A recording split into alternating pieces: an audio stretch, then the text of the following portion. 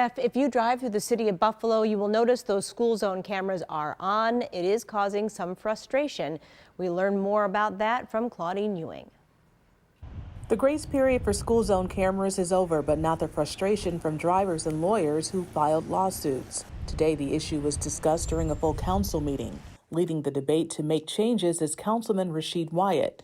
I spoke with him before the meeting. The council has been pushing and pushing to modify this program to make it right for the residents, for motorists, and the administration has refused at every single turn. After our report last week about the camera on Bailey Avenue, a parent sent a letter to the council in favor of safety, indicating that she was nearly hit crossing at Bailey in Kensington and Bailey in Westminster. What I'm hopeful that we'll see resolution when people start seeing how unfair this program is. You do have a bunch of people, this groundswell of folks who know that it was not what was stated from the administration about the safety of children, the safety of residents. The parent appealed to council members to think about how the program works. I'll have more at 5:30 and why Wyatt thinks it may be time to terminate the program altogether.